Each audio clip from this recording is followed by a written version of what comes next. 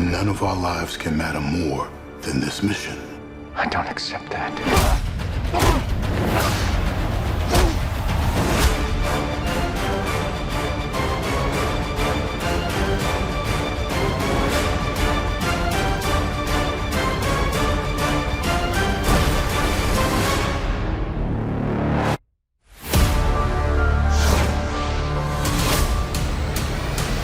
ازيكم يا جماعه؟ عاملين ايه؟ هنتكلم النهارده عن ميشن امبوسيبل ديد ريكونينج بارت 1 او ميشن امبوسيبل 7 اسهل.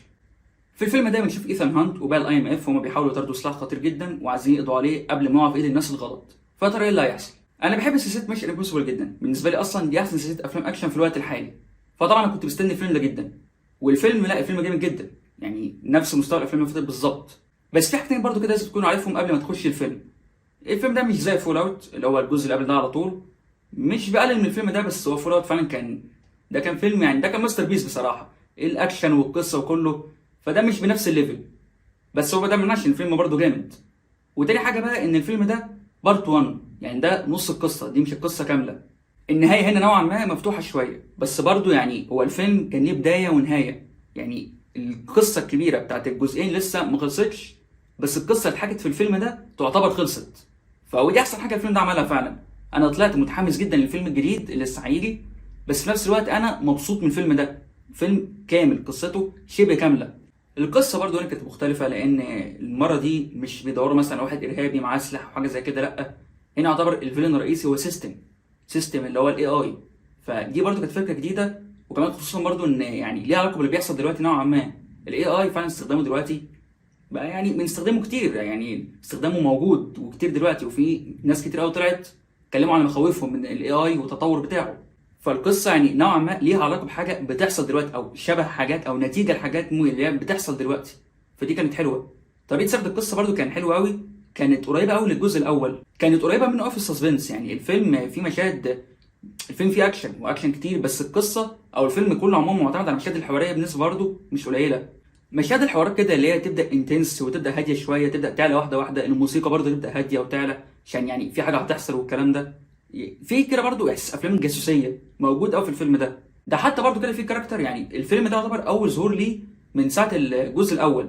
في مشاهده، معظم مشاهده في الفيلم ده بالذات، برضو اول مشهد بينه وبين توم كروز في الفيلم هي بالظبط شبه اول مشاهد بتاعته في الفيلم الاول اللي هو اول جزء. فدي كانت بكل باكس الحلو قوي الجزء الاول. ومش بس برضو مشاهد الحوار وكده، لا، ده حتى مشاهد الاكشن. مشهد القطر اللي في اخر الفيلم ده يعني هو بالظبط النسخه المطوره من المشهد الاخير في الجزء الاول. فيعني كانت حلوه قوي برده، يعني بتشوف قد ايه السلسله اتطورت من الجزء الاول لحد دلوقتي.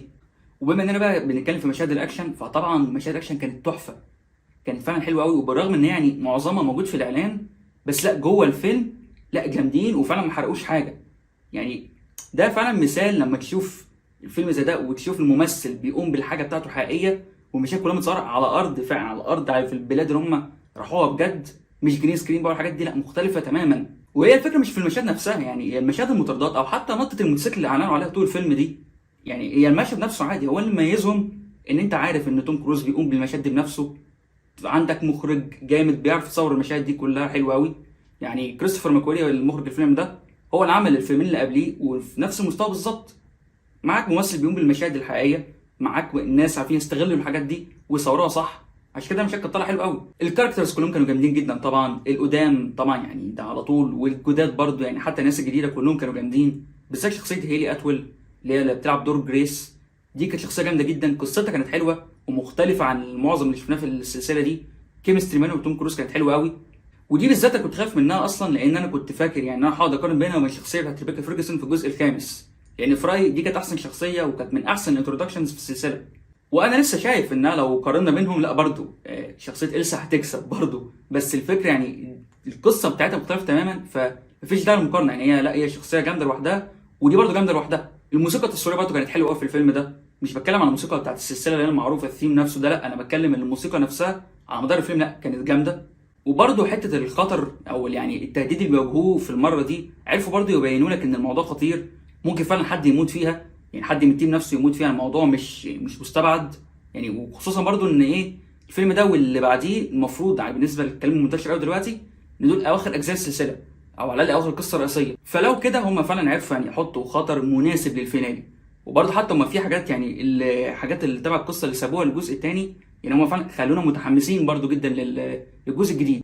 في برضه كده بعض الحاجات اللي ما عجبتنيش شويه في الفيلم، الفيلن مثلا اللي بيواجهوه، مش بتكلم بقى اللي هو على السيستم الاي اي، لا انا بتكلم على الفيلن اللي هو البني ادم اللي بيواجهوه عادي في الفيلم.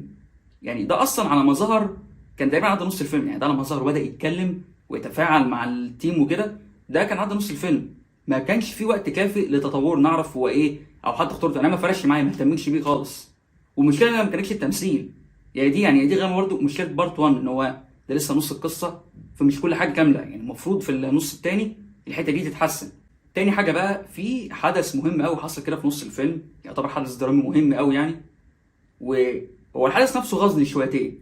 يعني انا الحدث استفزيت منه شويه، بس الفكره مش في الحدث. يعني ماشي، هو ده الصح، ده معنى كده يعني ان هو فعلا نجحوا في ده.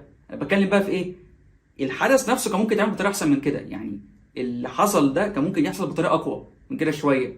والاثر برضو بتاعه كده على باقي التيم، ما حسيتش ان مش متكروت. يعني هو في الفيلم نفسه لما الحاجه دي حصلت، هما كانوا قدامهم يا دوبك حاجه بسيطه قوي، 3 ساعات او حاجه زي كده، عشان يروحوا يلحقوا يعملوا حاجه معينه، ودي اتقالت في الفيلم. بس اللي هو تحس الموضوع عدى بسرعه نسبيا. المفروض برضو في الجزء الثاني الحاجه دي هتبان اكتر، يعني هنشوف الاثر بتاع اللي حصل ده اكتر من كده. يعني كل ده، يعني هي العيوب اللي في الفيلم معظمها عيوب ان هو جزء اول، يعني اللي هو نص قصه بس. وهي دي خلاصه العيوب برضو. يعني هو الفكره مش ان يعني مثلا الحدث ده، لا هو كان مؤثر وكان حلو وكل حاجه، بس اللي هو تحسه ما خدوش حقه بما فيه الكفايه. وبرضو هي دي فكره الفيلم. هو الفيلم ما كانش سيء، هو الفكره برضو ان هو كان، لا يعني كان المفروض يظهر منه اكتر، كان يعمل حاجات اكتر، اللي هو لا تحسه لسه برضو ما خدش الوقت الكافي بتاعه. وهي المفروض ان المشاكل دي هتحل في بارت 2، يعني دي بقى لسه نستنى على بارت 2 عشان نحكم عليها.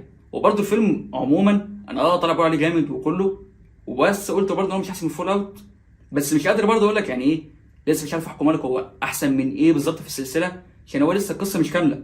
بس هو هو من العاليين. يعني لو يعني هو ده برضو يعتبر من الاجزاء اللي هي العاليه قوي في السلسله.